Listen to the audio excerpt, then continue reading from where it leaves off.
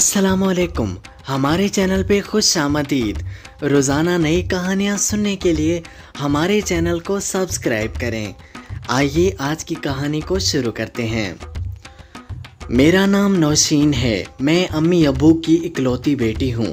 उन दिनों मैं 10वीं जमात में थी जब मुझे अपने एक कज़न से मोहब्बत हो गई।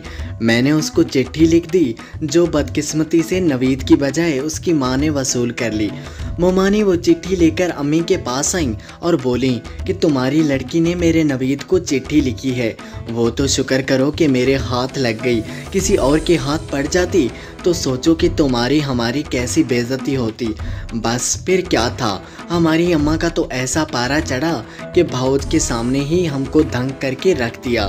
बोली कल की छोकरी अभी ठीक से पर भी नहीं निकले और हवाओं में उड़ने लगी है। खबरदार जो आइंदा ऐसी हरकत की तुम्हारे अब्बू को कहकर ना सिर्फ तुम्हारा स्कूल जाना बंद करवा दूंगी बल्कि किसी भी अहरे गहरे से रिश्ता करके तुझको कुएं में धक्का दे दूंगी। अपनी बेइज्जती का शदीद एहसास और उनकी मार ही काफ़ी थी। उसके बाद इसका भूत ऐसा सर से उतरा कि फिर कभी किसी का ख्याल तक दिल में ना लाई। बस पढ़ाई से मतलब रखा और एफए का नतीजा आते ही अम्मा ने मेरा रिश्ता एक अच्छे घराने में तय कर दिया। यूँ मैं ब्याह करके शादी के बाद अपने असली घर चली आई। वो बचपन की नादानी जिसको हम मोहब्बत समझते थे दिलो ज़हन से हर्फ गलत की तरह मिट चुकी थी। शादी के बाद पता चला असल ज़िंदगी क्या होती है। अपना प्यारा घर, अपनी जन्नत जिस पर औरत एक मलिका की तरह राज करती है। मुझे तो शाहरुख ने वो मोहब्बत दी कि मैं सारे जहान को भूल गई।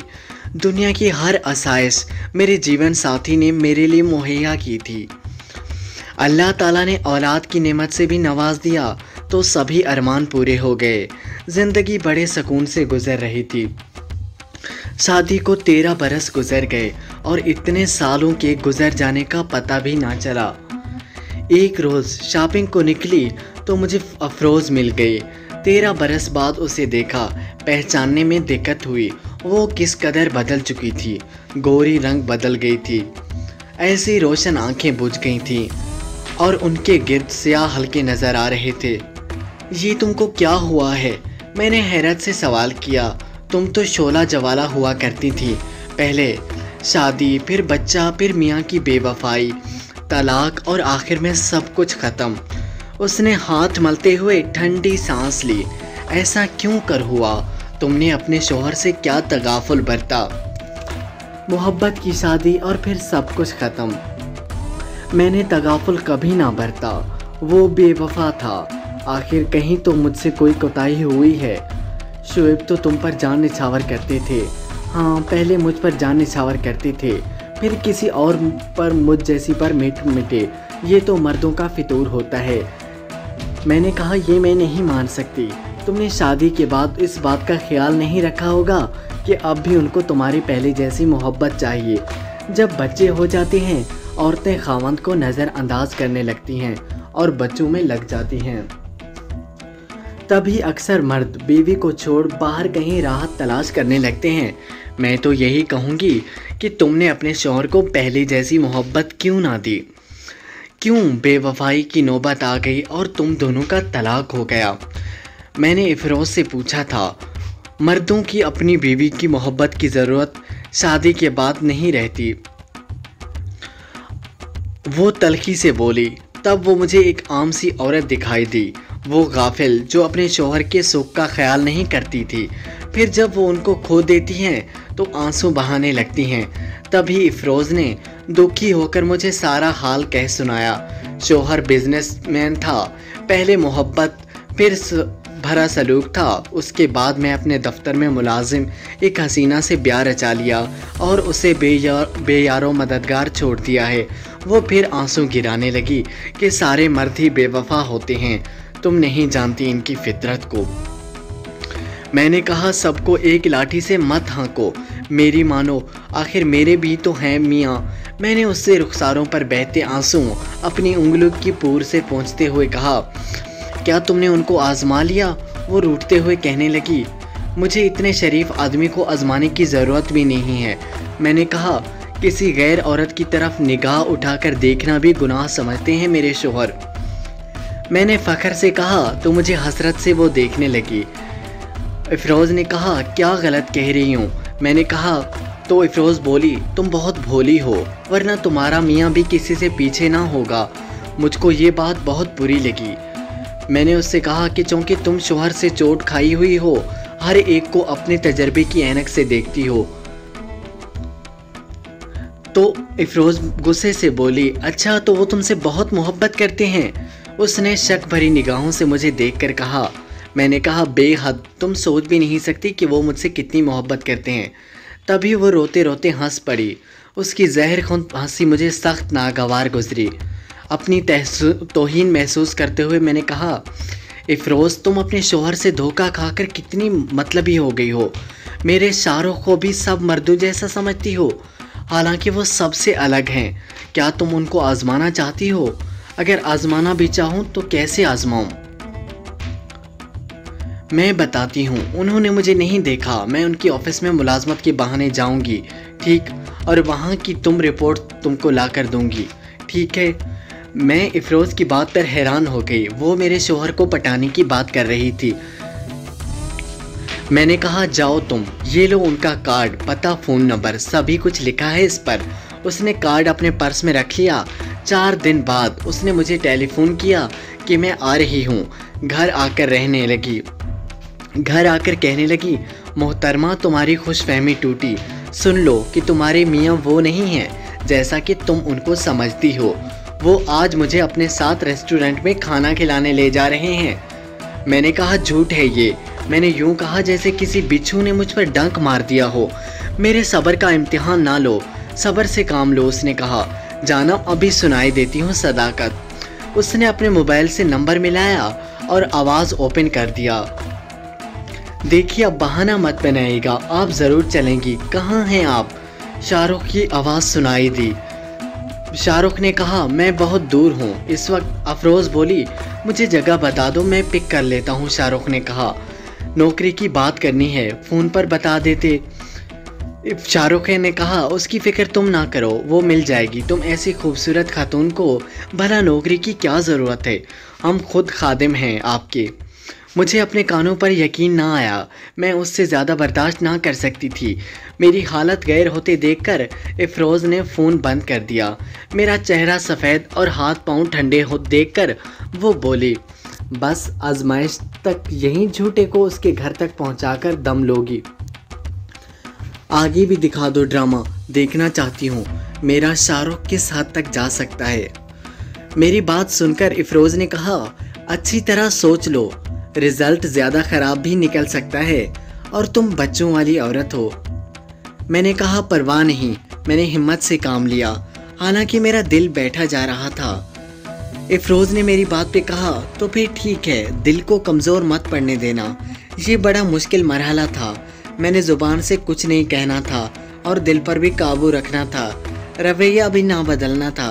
फिर भी मजाज की बेकायफी को छुपा ना सकी थी।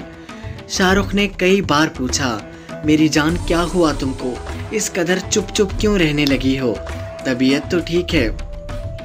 मैं उसकी बात पे जवाब देती ठीक हूँ, आप मेरी फ़िक्र ना किया करें, बच्चे थका देते हैं मुझे तो। हफ्ते बाद इफ़रोज़ ने रिपोर्ट दी आज हम और तुम्हारे वफादार मियाँ सैर को जा रहे हैं। अगर देखना चाहो तो साहिल समंदर पर आ जाना। मैं अहमकों की तरह पूछती अच्छा तो क्या वाकई में आ जाऊं, मगर साहिल समंदर पर किस जगह? और वो हंसते हुए कहने लगी बेवकूफ़ मत आना वरना सारा खेल ख़राब हो जाएगा। मैं ऐसा करूंगी कि तुम्हारे मियाँ की बातें टेप करके तुमको सुना दूंगी। वो बातें टेप करके ले आई। मैंने एक बार सुना, दोबारा सुनने का दिल ना किया। दिल का दर्द इतना बढ़ गया कि सांस लेना मुश्किल लग रहा था। अंदर से दिल रेजा रेजा था और ऊपर से फीकी हंसी हंस रही थी। जब वो कहते मेरी जान मेरी प्यारी, तो उनकी बातों के जवाब में मेरा दिल उल्टा होने लगता और मेरी रूह के टुकड़े टुकड़े होते महसूस होते। मेरी ज़ात में ऐसा तनाव पैदा हो जाता जैसे अभी इसी लम्हे ज़रा ज़रा होकर फ़िज़ा में बिखर जाऊंगी। अफरोज़ की हमदर्दी हासिल करने के लिए मेरे जीवन साथी ने उसके सामने मेरी कितनी बुराइयां की थी। एक दिन वो मुझे अपने घर ले गई और शाहरुख के हाथ के लिखे हुए अशार दिखा दिए, मोहब्बत भरे खतूत भी सामने रख दिए। बोली, अब बताओ मर्द बेवफा होता है कि नहीं? ऐसे तो औरतें भी बेवफाई के मुर्तकब होती हैं। मैंने अपनी अना की सलामती की खातिर ढिठाई से काम लिया। तभी उसने कुछ तोहफे मेरे सामने लाकर रख दिए और मुझसे कहा, चाहो तो इनको लेती जाओ, पूछ लेना किस दुकान से खरीदे हैं और किसको दिए थे। मैंने कहा, खुदारा बस करो, मेरे सब्र का पैमाना लबरेज हो चुका था। ये काफ़ी है या और भी कुछ देखना चाहती हो? ये कहते हुए उसने एक रिसाला मुझे पकड़ा दिया। बोली, इसको घर जाकर देख लेना, आज ही मुझे दिया था उसने। मैंने एक दो सफ़ा ही पलटे और उसको फाड़कर वहीं फेंक दिया और कहा, बस इफ़रोज़ बस, तुम सच्ची हो और मैं बेवकूफ़ हूँ। वाकई मर्द का एतबार नहीं। घर आकर मैं फूट फूट कर रोने लगी। क्या हो गया था मुझे? क्यों पागल बनी थी मैं? क्यों आजमाया था मैंने उसे? मेरी जन्नत को किसकी नज़र लग गई? मेरी तो सारी खुशियाँ ही खाकस्तार हो गई खेल ही खेल में। फिर एक दिन इफ़रोज़ का फ़ोन आ गया और उसने मुझसे कहा, मुझे माफ़ कर दो मेरी दोस्त, दरअसल मैं बस तुमको यही बावर कराना चाहती थी कि इंसान को किसी पर भी इतना भरोसा नहीं करना चाहिए। मगर अब सोचती हूँ कि कितना गलत किया मैंने, तुमको दुख पहुँचाया है। दरअसल उस रोज़ मैं बहुत टूटी हुई थी, मैं बहुत दुखी थी। तुमसे गमसारी की तवक्को थी और तुम अपने गरूर में मस्त थी। तो जी चाहा कि ज़रा सबक सिखाऊं तुमको, और मैंने तुमको सबक सिखाने के लिए ये सब किया। तुम जैसी बेवकूफ़ औरतें जो खुद को अफलातून समझती हैं और घर के बाहर की दुनिया में कभी कदम नहीं रखा होता, वो हम सादा लोग औरतों को ही मर्दे इल्ज़ाम ठहराती हैं कि हम में ही कुछ कमी है और हमारा मर्द ही पारसा है। अब बताओ तुम में क्या कमी है? काश ये खेल आजमाइश का यही ख़त्म हो जाता, मगर ऐसा ना हुआ। इफ़रोज़ ने जो ड्रामा हंसी हंसी में शुरू किया, बाद में उसने हकीकत का रूप धार लिया। और जब मैंने शोर मचाया तो शाहरुख ने मुझे मैके भेज दिया और इफ़रोज़ से शादी कर ली। मैंने झगड़ा किया बल्कि तूफ़ान बर्पा कर डाला। तब उसने मुझे तलाक देकर ज़हनी सुकून पा लिया और मैं आज सर्द आहें भरती हूँ और हर एक से कहती हूँ कि दुनिया में दो पर एतमाद ना करना चाहिए, एक मर्द पर और दूसरा सहेली पर। आज वही औरतें मुझसे हमदर्दी करती हैं जिनसे कभी फ़ख्र से कहा करती थी कि चाहे दुनिया इधर की उधर हो जाए, मेरा शोहर कभी नहीं बदल सकता। मर्द हसीन लड़की को देखकर नरम हो ही जाता है और अगर लड़की के साथ चलने लगे तो अच्छे भले मर्द फिसल जाते हैं। अगली कहानी के लिए चैनल को सब्सक्राइब करें। अल्लाह हाफिज़।